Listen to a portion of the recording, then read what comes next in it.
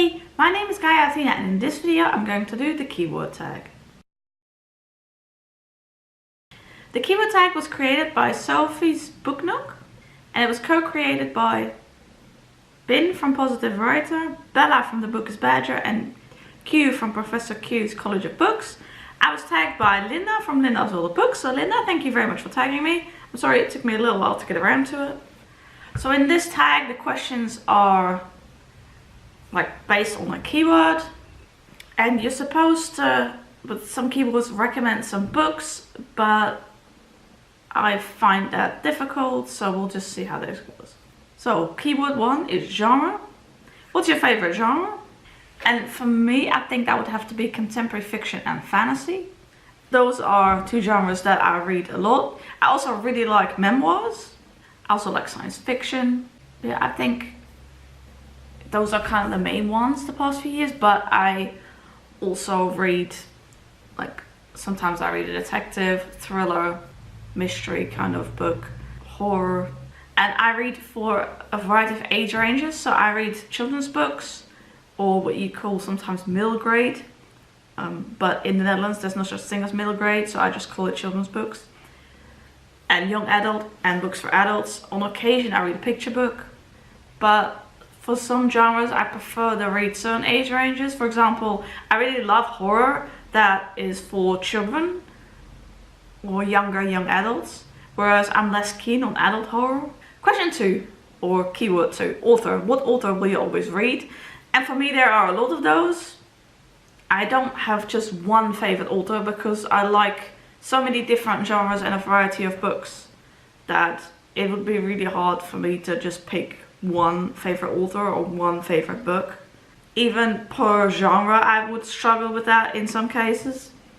There are a lot of authors whose books I really like and will definitely read, but not with all of them. Like, I've read all of their work because some authors have published a lot, so like I still have some books of them to read, if that makes sense.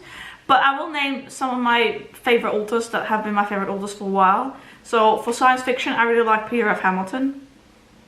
Adult science fiction, I should say. That's really like my favorite writer of adult science fiction at the moment. I haven't read a whole lot of it, of adult science fiction. For adult epic fantasy, I really like Brandon Sanderson. I also really like the Wheel of Time series, which is written by Robert Jordan and later on finished by Brandon Sanderson. I haven't read all of Brandon Sanderson's works. I haven't read all of Peter F. Hamilton's works, but I do buy them and collect them and read them when I'm in the mood for it. I'm very much a mood reader. For adult contemporary fiction, I really like Jodi Picoult, Diane Chamberlain and Catherine Ryan Hyde. Those are three different authors, not like they don't write books together or anything. Those are three different authors.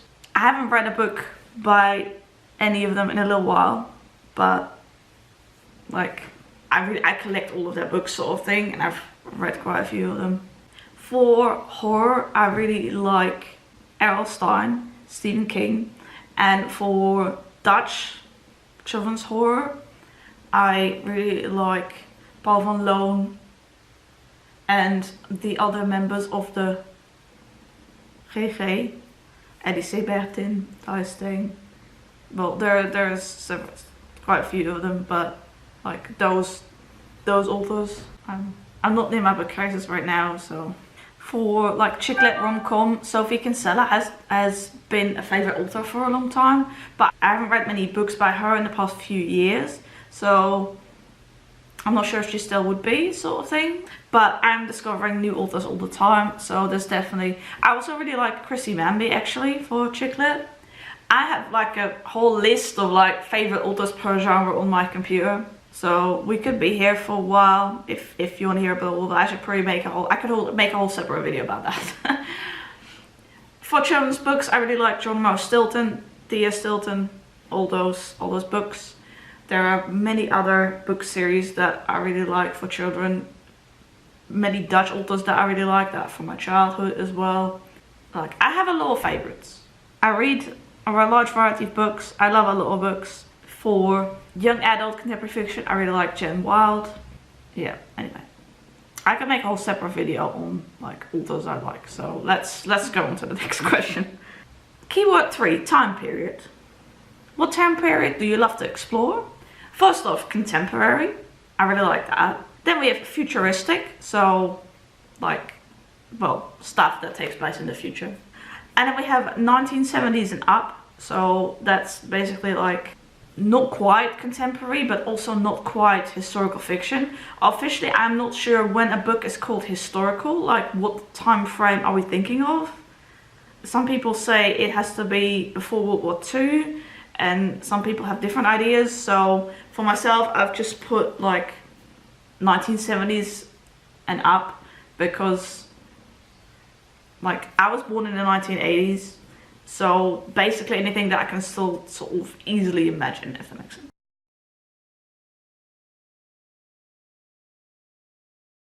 And then we have ancient times, which I mean like things that take place in like ancient Egypt, the ancient Roman Empire, ancient Greeks. I'm really interested in that mythology. I haven't read a whole lot of books set there in those ancient times, only a few, but that's another time period that I find particularly interesting. But I have read books that take place in other time periods. So then we have question 4, setting or location. What setting is your favorite to read? Now, first off, a fantasy world, a completely new world, nothing to do with Earth that we live on, because many fantasy books take place in different worlds, unless it's urban fantasy, but yeah, anyway.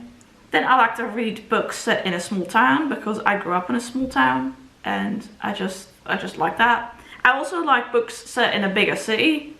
I also like books set in the Netherlands, my country, Belgium, the United Kingdom, United States, Australia, France, Europe, like basically countries that I've either been in or that I have seen in movies that I can imagine, if that makes sense. I'm not saying I don't like stuff set in other countries than that. I mean, that's not, I'm talking about my favorites, because I like it when I can imagine it, I guess, when I've actually been there myself, or when I've seen it in a movie or TV show. But I also read books set in other places, so anyway. Question 5, plot point. Well, it's not question 5, it's keyword 5, but what plot point will you always pick up a book? Well, nothing will like always make me pick up a book, but I did write down a few things. I mean, I wrote it, I had to make a list for myself before I filmed this video, or we could have been here for a while. So the first one is secrets. Like any book that is about like family secrets, or like a secret heritage that, oh, this child or person has a different parents than they thought, or like stuff like that. I really like that, especially in like a contemporary setting. Then we have magic or superpowers. I find it really interesting to read about that. I love magic, yeah. And it has my preference then that the main character of the story, or if there are multiple characters, that at least one of those characters have magic. I'm less keen on stories in which there is magic, but the main cast of characters doesn't have magic, if that makes sense. Like, I prefer it that the characters that play a large role in the story, that we see their perspective, that they have the magic. Then we have a few more specific things. I like to read books that involve autistic characters, especially if the autistic character is the main character.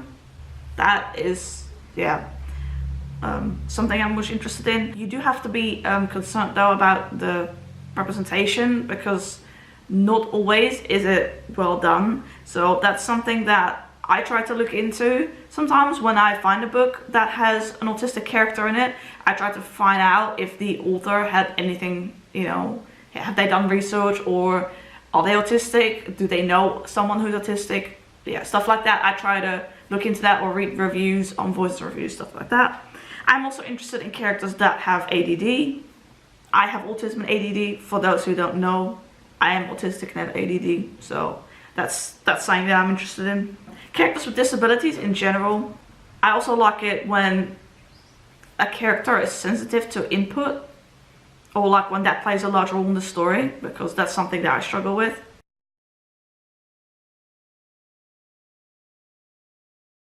And I also like reading about queer characters. But we were discussing plot points, so anyway. So question 6 is character trope. What kind of characters do you adore? I touched on this in the previous question. So autistic characters, characters with ADD, queer characters. I like bookish characters who read a lot, because I do too. I like characters who are demisexual, because I am that. But that was already covered by the LGBT plus characters. I said queer, but I wrote down LGBT plus characters. So. I also like to read about smart characters who do well in school, or characters who are well disciplined, because when I was a kid I did really well in school and I wanted to do well, and I was quite disciplined, so I like to see that in books. I like strong female characters. I like soft boys. I like funny characters. And if there is a cast of characters in a book, so you don't have just one main character, but you have multiple characters that are quite important, let's say in an epic fantasy or something, then I like it if the cast is diverse. I, in general, gravitate more towards female characters than male characters, which may be also the reason why I read more books with female characters than with male characters. Obviously non-binary characters and things like that, but that falls under the LGBT thing that I talked about earlier. Queer characters, LGBT plus characters. Basically, characters who are a bit like me, in some ways, I guess. Although I'm not funny, so that one's different. But okay, moving on. Question 7, or keyword 7, relationship trope. What relationships do you love to read about? Now, for me, that's quite a lot of things. Friendships, friends to lovers, romantic relationships, straight or queer, family relationships. But I don't like enemies to lovers or hate to love. Those are 2 tropes, or 1 trope. I'm not sure if they're different from each other or not. Those are 2 things I don't like. Mainly because I don't work that way. It's never happened to me that I really disliked somebody and then started to like them. That doesn't. I generally only dislike somebody after they've done some like very wrong things. Or let's say, for example, they've bullied me, which has happened. I don't like any of my bullies, obviously, because of what they've done to me. And I will never like them, so...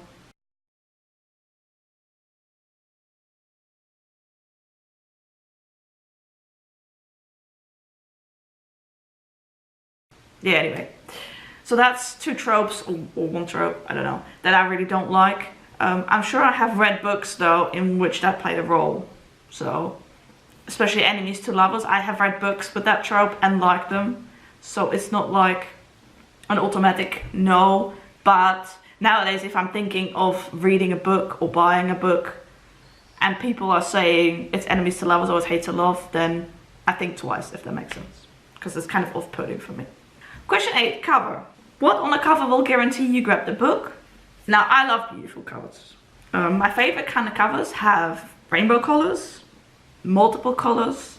I really like illustrated covers with multiple colors, artistic covers with multiple colors. I also really like covers that have a lot of blue on it, because blue is my favorite color. I am less keen on covers with photos. Like, I prefer illustrated covers in general, or covers with lots of beautiful colors.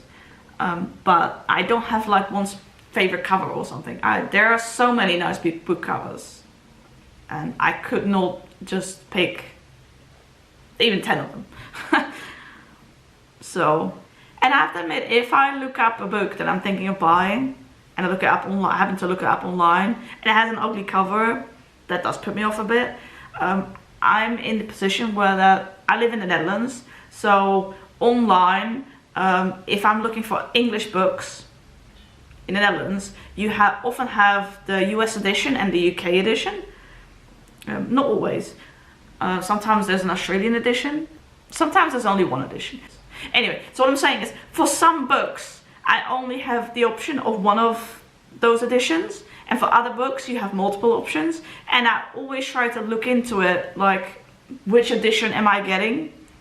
Because I often notice that people in their booktube videos, for example, hold up editions, and then I'm like, oh, I really like that cover, and then when I look it up on my website, they have only a different edition and it doesn't have a pretty cover. So those kind of things matter to me. So that's difficult sometimes. So in my collection, I have both US and UK editions, and I also have a couple of Australian editions of English books, obviously. I also have lots of Dutch books, but yeah. So it has even happened that if I'm not paying attention properly, within, let's say, the same trilogy, I have, for example, I have book 1 and 3 of this trilogy in the US edition, and then book 2 in the UK edition. And sometimes they're not the same height, sometimes they don't have the same cover design. That bothers me. So if I buy books from a series, or if I buy, like, if I have more than one book by an author, then I try to make sure things match, but sometimes it's difficult. Sometimes only one of the editions is available. I'm rambling on way too long. For Dutch books, it's a little bit easier in the sense that I tend to pick most of those up for cheap in the charity shop or at the library sale, in which case there is only what you have there. But also, since we are one country, there is not always like multiple editions available. So, but sometimes they republish a book with a new cover. It also happened, like they republish a book with a new cover and I buy it twice because I don't recognize the cover. I do really recognize books by their covers. So if I'm out somewhere and I see a cover, then I know I have that book. Whereas if I see the same book and it has a different cover, then it's a little bit harder. I do have an app on my phone that's connected to a program that I have on the computer that I can see which books are in my collection or not. And sometimes even they change the title of the book, which is, some books have a different title in the UK and in the US. That's also very confusing, especially like, so sometimes you really have to do research before you're thinking, oh, this is a new book by this author. No, it isn't. It's just retitled. I've been rambling. I apologize, and I haven't given any book recommendations. I find that difficult, to be honest, because I gave like multiple answers for all of these questions. So if I were to recommend a book for every single answer I gave, that would, we could be here all day. Well, not all day, but. So I hope this was interesting. But if you want a specific recommendation for specific words that I said, then you're always welcome to ask me. I can't promise I know something, but yeah. Either way, this was a very interesting tag to do and I enjoyed it. Well, I hope you enjoyed this video and that you maybe learned a bit more about me. I can definitely do a whole video on favorite authors because we'll be here a while. But I read so many different authors that I could do a whole video on that, really. Or several videos even. I am feeling quite tired because the past few days have been tiring, so I hope I wasn't too rambly. I'm not really sure who specifically to tag, to be honest, but I'd love to see more people do this tag because not many people have done it yet. But also I'm not sure who's tagged, who is already tagged. I mean, I believe Linda tagged a couple other people other than me. Anyway, I thought this was a very interesting tag to do, so if you want to do it, feel free. Thank you very much for watching this video and I hope to see you in my next one. Bye!